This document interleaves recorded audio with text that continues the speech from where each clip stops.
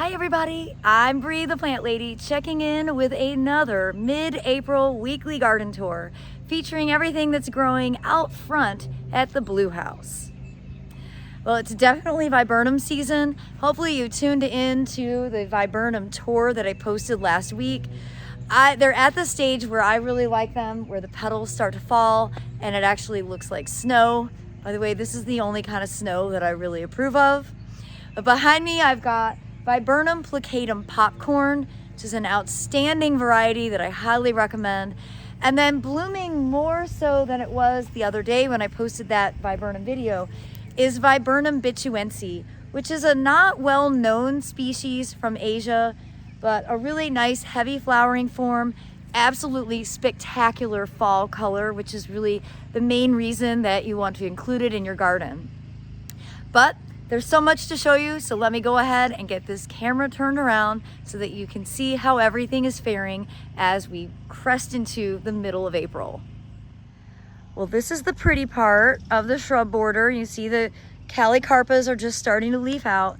This is the weedy part, and I just want to show you because I want to be honest.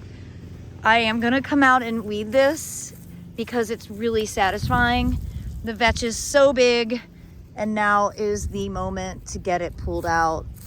And at least I'll feel like I have made some attempt. I would like to get this cleaned up a bit just because this is gonna be how people enter for the garden tour. And right now this driveway entrance looks terrible. So it's on my list of priorities to get done. But just so you don't feel bad about your own gardens, you can see I've got lots of vetch. I've got lots of oak seedlings everywhere. It's a mess, but I'll get it wrangled in some capacity. And I'll confess I haven't walked out here to this shrub border at all. So we'll see. We've got some things that I never got to last year. Got a pear, a sweet gum, more oaks, lots of trees. Really, often trees are some of my worst weeds. And that's mostly from birds depositing seed. There's another pear. Calicarpa, bird deposited, and actually the only native dogwood on my property, growing a foot from this live oak. Not ideal, but it's how it is. Glad to see the phlox is all coming back, and you know, ground plane coverage is the game. Low maintenance. This Deutzia also not open yet, but will be soon. I don't think I'll get to it, but I would like to get the Lespedeza cut back. Again, just because this is what's people are gonna enter the garden seeing, and this area is a huge mess. Despite my best attempts at getting plants established out here, I just don't really have the capacity to water this. And I have tried to get ground cover sedum established, and it just really hasn't taken. I do have pycnanthemum coming up, but it's kind of sparse. So you can see a terrible weedy mix. I'm gonna do what I can in the time that I have and recognize that, well, the garden is what it is. I am very disappointed that my sumac died. I might be the only person who's had the ability to kill a sumac, but it's dead for sure. Happy to see though that a lot of the other things are doing really well, and these pseudo dwarf crepe myrtles have really established themselves quite well, and when they bloom in the summer they're really quite charming. Glad to see the Phlox paniculata taking over this corner as well. And then of course the Viburnum canoi, which is just about done blooming now. This is one of my favorite kind of anchor shrubs for this corner. And I think my favorite tree in the whole collection though is this oak tree called Long. And this is a Rober hybrid. And it's never been pruned. It's been in the ground since 2011. You can see it's just really maintained that super columnar habit. Also pleased to show you the Cotinus. I believe this is Grace, Cotinus cogigrea Grace. beautiful burgundy leafed, quite tall multi-trunk tree, and that will be blooming really probably by next week's weekly garden tour. So lots of stuff to look forward to.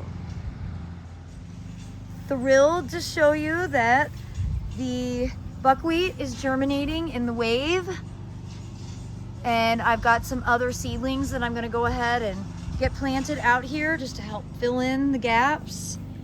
And overall, the wave is looking better than it was when it was totally full of weeds. This patch of carrots is pretty epic. I'm really happy to see that. The buckwheat, even in the non-disturbed areas, is germinating really well. You can see this is the buckwheat. And I'm also really excited to see so many cosmos germinating. And that actually gives me some hope that this bed will look really good even through the summer. I'm very disappointed I don't see a single poppy, and I tossed out thousands of poppy seeds when this was covered in snow, and that did not work. So, lesson learned. And the Prunus mume did set fruit. A lot of fruit, actually. So many fruits. And quite a few are falling to the ground. These are the Prunus mume fruits. So you see when I say they're not the size of like apricots that you buy from the grocery store. But they do germinate, and I will plan to dig up a bunch of these seedlings and have them potted so that we can offer them to people probably next fall. But there's quite a few. Those would be seedlings from last year. And the first of many, the first bachelor button has officially opened. And this is self-sown, and I appreciate it so much. You know, last year I was overrun with bachelor buttons. This year I'm not, and I appreciate them a great deal.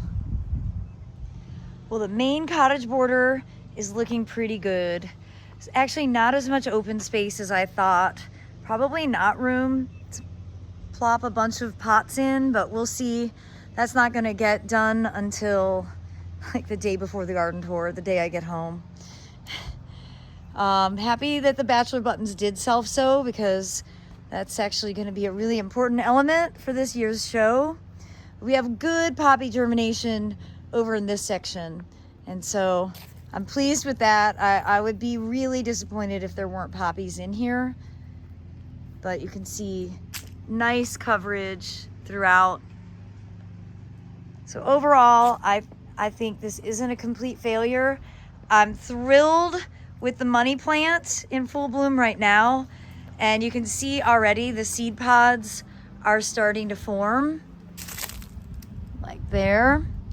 So these certainly won't be in flower for the garden tour, but the seed pods will be in full effect, so I think people will enjoy seeing that. Well, here in the foundation bed, the Itea this is Love Child, is about to bloom. Ooh, I need to put out mosquito dunks because I have got a ton of mosquito larvae in that pond right there. I will get those out immediately. And as I was evaluating this space, I think this will be an area where I'm gonna get this cleaned up today. Of course, the window boxes will come out, and then I'm gonna line this with pots so that it'll look like it's here on purpose. Definitely need to reevaluate. We need to kind of replant this bed altogether. The aim is to actually make it so that you can walk through it, make it a little bit more practical and just, you know, not as densely planted. But I think for the garden tour, pots are the answer. You can see the Phlox Bright Eyes here has grown really well. I've obviously not done any Chelsea chopping yet. And then here under the live oak, I'm just so impressed with all of these plants. I love that Carex Cherokeeensis. It looks so much better in the shade compared to the full sun native borders. And that really makes me wanna dig a lot of that out from next door and plop it under here and fill out the open areas under this live oak once and for all. It's a bit of an intimidating process just because if we aren't getting rain, that will be a real labor of love to keep it watered. Well, I look forward to sharing another update with you tomorrow featuring everything that's growing out back here at the Blue House. And I do just want to say again, to set expectations, that I will be traveling without technology. So I'm going to have a 1-month hiatus. So I won't be able to answer your questions and comments. I won't be reachable on email, and I won't be on Facebook or Instagram. And yes, it's weird and it feels, I've never done it before. So I'm just trying to go into this with the idea that a month of being technology free might actually be a really amazing way to start my 46th year off. And I do look forward to being able to share my experience in Tasmania and New Zealand with all of you once I make it safely back into the US. Well, I hope you'll tune in tomorrow, and as always, thanks so much for watching. Happy gardening, everybody.